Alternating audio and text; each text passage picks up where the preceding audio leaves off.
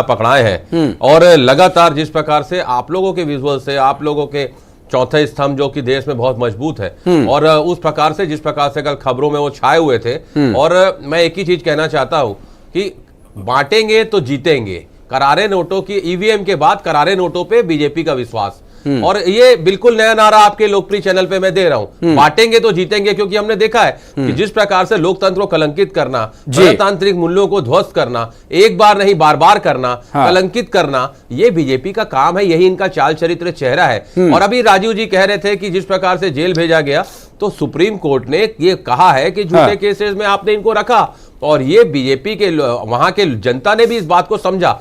और मैं आपको बता दूं कि जब शाम तक परिणाम आएंगे, आप देखिएगा कि महाराष्ट्र में भी हमारी इंडिया गठबंधन की सरकार बनेगी। क्योंकि जिस प्रकार से वहां की जनता ने देखा है कि बड़े बड़े उद्योगों को आप गुजरात लेके जा रहे हैं, लोगों को वहां पर, नेताओं को आप अपमानित कर रहे हैं, उनके नेताओं को, दूसरे पार्टी के लोगों को अगर आप जेल भेज रहे हैं। अमित जी लगातार बने रहिएगा, आपके पास लौटेंगे, लगातार बने रहिएगा। छत्तीसगढ़ का भी अपडेट ले लेते हैं। रायपुर दक्षिण में मतगणना लगातार चल रही है। युगल हमारे साथ जुड़े हैं। युगल, क्या अपडेट आपके पास? जी देखिए, चौथे चरण के जो मतगणना का काम है वो पूरा हो गया है। 5636 वोटों से जो सुनील सोनी हैं वो आगे चल रहे हैं। और ये हालांकि कह सकते हैं कि ये रुझान है अभी, लेकिन जिस तरह से अभी जो तस्वीर सामने आ रही है, जैसा बीजेपी ने लगातार कहा है, पहले से भी कहते रहे हैं कि बीजेपी की उस पर जीत होगी, तो उसी कड़ी में आगे बढ़ रहे हैं। लेकिन अभी चूंकि 19 राउंड इस पर होना है, 14 टेबल्स लगाए गए हैं, तो ऐसे में जब जो बढ़त का अंतर है वो काफ़ी होगा, तभी ये कहा जा सकता है कि आखिर जीत किसकी होगी। लेकिन अभी जिस तरह से जो रुझान आ रहे हैं, उसमें बीजेपी के जो उम्मीदवार हैं सुनील सोनी, वो आगे चल रहे हैं। फिलहाल अभी चौथे चरण के जो मतगणना का काम है वो अब पूरा हो चुके हैं। और लेकिन जो मार्जिन होना चाहिए वो काफ़ी कम है, तो ऐसे में कहा भी नहीं जा सकता, क्योंकि उन क्षेत्रों के भी जो मतगणना काउंटिंग हो रही है जहाँ जो बीजेपी का गढ़ माना जा रहा है, तो उन गढ़ों में उसने आकाश शर्मा ने ठीक ठाक बढ़त बनाई रखी है। तो ऐसे में ये कहा जा सकता है कि फैसला कुछ भी हो सकता है। लेकिन अभी जो 5500 मतों से आगे फिलहाल जो सुनील सोनी है वो चल रहे हैं। अभी जी छत्तीसगढ़ की रायपुर दक्षिण सीट की अगर हम बात करें, यहाँ पर ऐसा तो नहीं लगता कि नए चेहरे को मैदान में उतारा, नए चेहरे के साथ खेलना कहीं भारी पड़ता हुआ कांग्रेस को नजर आ रहा हो?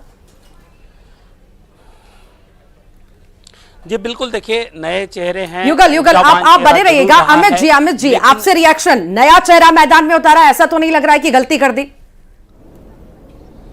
नहीं, बिल्कुल नहीं। देखिए, युवाओं को मौका मिलना चाहिए, और पार्टी ने हमारे युवा प्रत्याशी जो कि एनएसवाई के भी प्रदेश अध्यक्ष रहे, अभी यूथ कांग्रेस के प्रदेश अध्यक्ष हैं।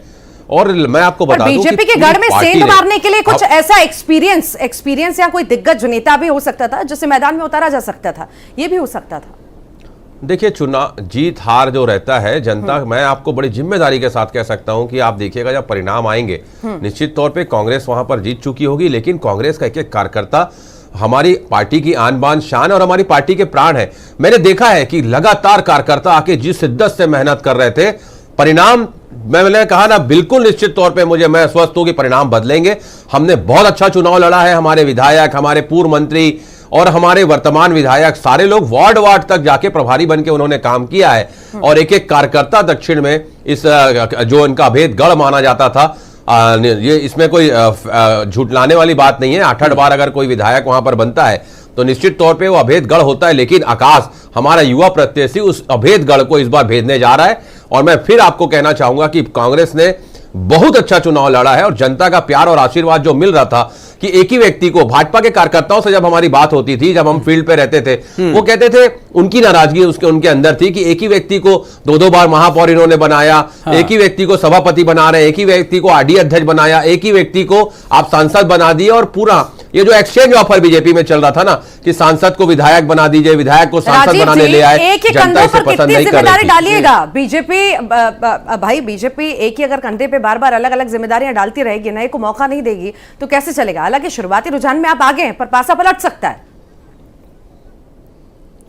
नहीं, बिल्कुल पासा पलट सकता है, ये होता है ऐसा चुनाव में। लेकिन देखिए, जो पेटी खोलेंगे वो रायपुर दक्षिण के हमारे जो पुरानी जो ओल्ड रायपुर है, वो पूरा के पूरा भारतीय जनता पार्टी का गढ़ है, वहां से अभी बाकी है।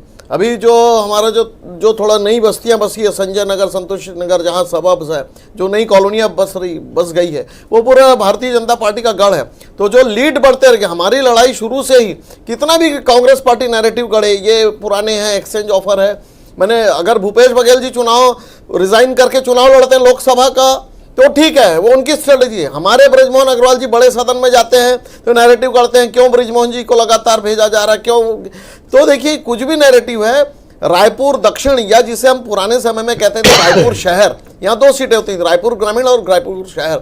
शुरू से ये भारतीय जनता पार्टी का कैडर रहा है, यहाँ पे मजबूती रही भारतीय जनता पार्टी। हम केवल कमल फूल को लेकर काम करते हैं। प्रत्याशी बृजमोहन जी हो जाए तो बहुत अच्छी बात है, सुनील सोनी हो जाए तो वो भी बहुत अच्छी बात है। तो सब कोई कमल फूल के नेतृत्व में एक हो जाते हैं। इनके लिए चेहरे महत्वपूर्ण हैं। अभी देखिएगा, अभी कुछ देर बाद हमारे मित्र कहेंगे कि ईवीएम में भी गड़बड़ है। जहां कांग्रेस जीतती है वहां ईवीएम सही रहती है, जहां कांग्रेस हारती है वहां ईवीएम गड़बड़ है, वहां प्रशासनिक मिशनरी ने दुरुपयोग किया, भाजपा ने किया। तो ये सारी बातें आपके पास सामने आएगी। 2 बजे वक्तव्य अलग हो जाएगा, 2 से 4 के बीच में वक्तव्य आएगा कि ईवीएम गड़बड़ था। ठीक, लौटेंगे आपके पास। इसी बीच बड़ा अपडेट, बुधनी में बीजेपी आगे चल रही है। अभी शुरुआती रुझान कुछ देर पहले भी हम देख रहे थे, जहां पर बुधनी में पीछे बीजेपी चल रही थी, पर फिर से बीजेपी लीड लेती हुई नजर आ रही है।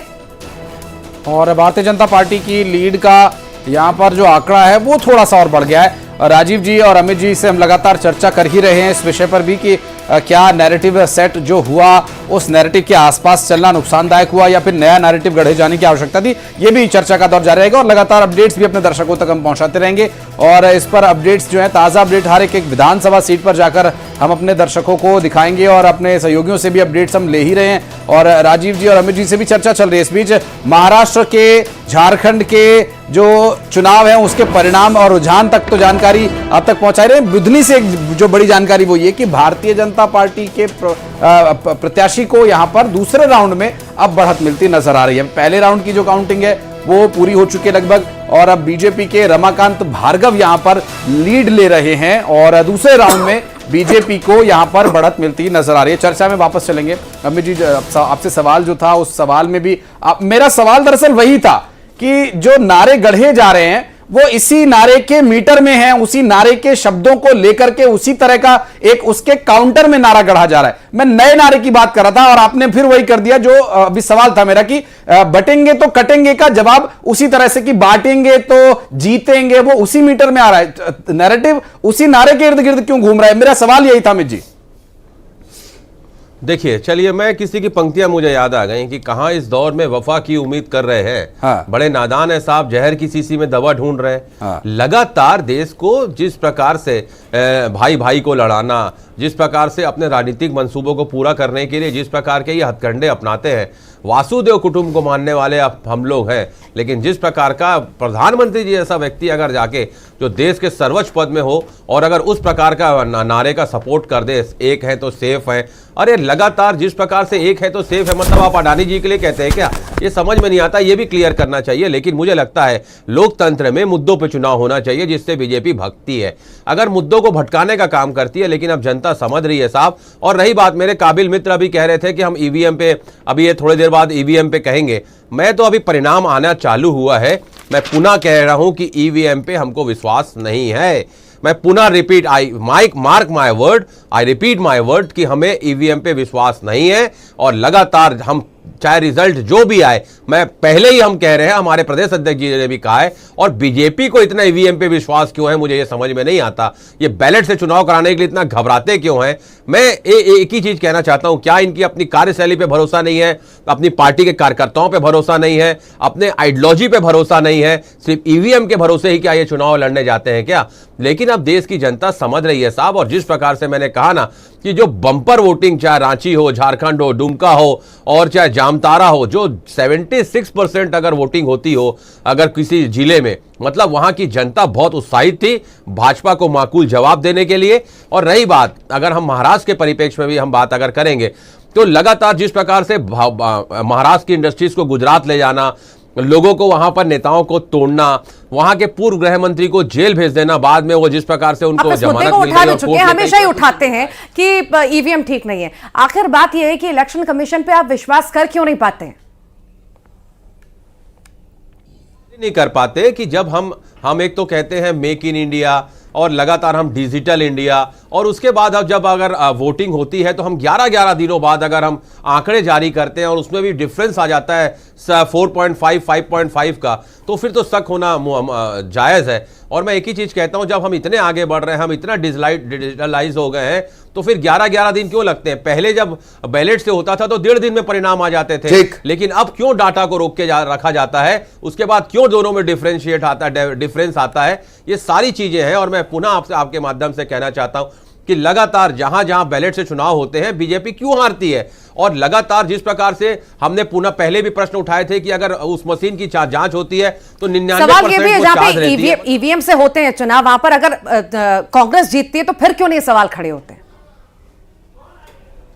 फिर तो संतुष्ट रहते हैं आप कि हाँ हमने मेहनत की थी, उसका परिणाम मिला है।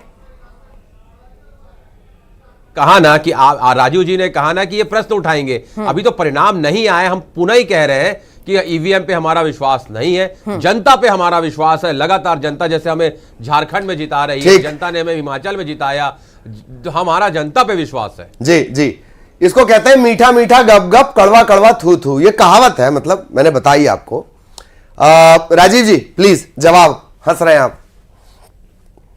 देखिए, बड़ा आश्चर्य लगता है, महाराष्ट्र में पिछले समय में भारतीय जनता पार्टी, शिवसेना, उद्धव ने मिलकर, जो एक शिवसेना थी, जनता ने क्लियर मैंडेट दिया था, बड़ा जनादेश था, लेकिन वहां पर कांग्रेस के लोगों ने, पवार साहब ने तोड़ फोड़ की, तब वो लोकतंत्र की हत्या नहीं हुई, तब वो सब सही था।